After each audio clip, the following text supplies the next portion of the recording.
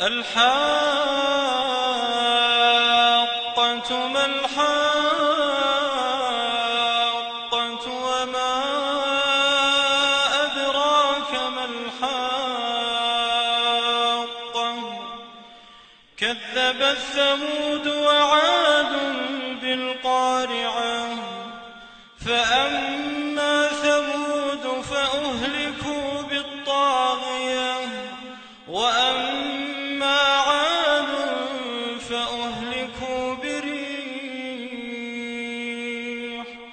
فأهلكوا بريح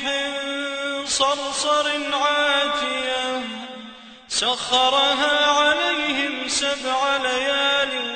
و8 أيام 7 ليال و8 أيام حسوما فترى القوم فيها صرعى كأنهم أعجاز نخل خاوية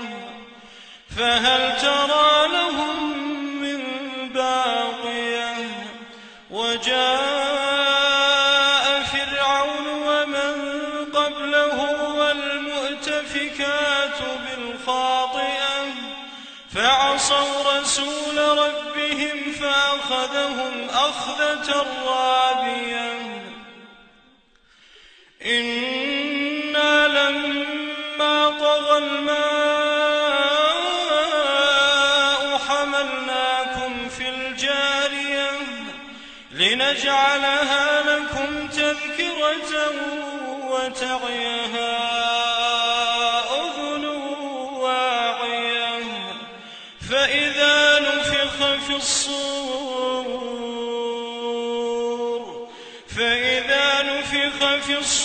نفخة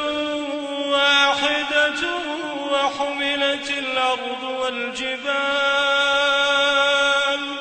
وحملت الأرض والجبال فدكتا دكة واحدة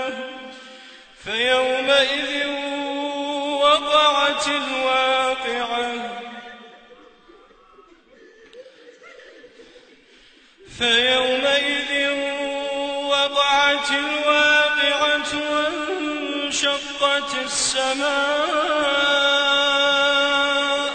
وانشقت السماء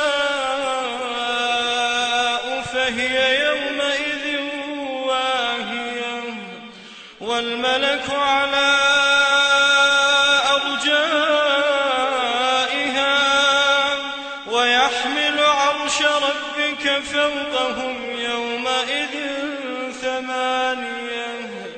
يومئذ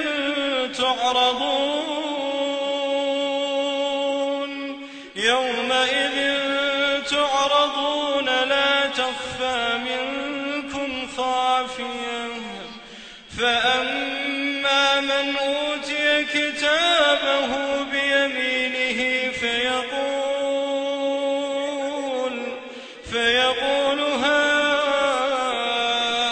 اقرءوا كتابيه إني ظننت أني ملاق حسابيه فهو في عيشة راضية في جنة عالية قطوفها دانية كلوا واشربوا هنيئا بما أسلفتم في الأيام الخالية وأما من أوتي كتابه بشماله فيقول يا ليتني لم أوت كتابيه ولم أدر ما حسابيه يا ليتها كانت القاضية ما أغنى عني ماليه هلك عني سلطانيه خذوه فغلوه ثم الجحيم صلوه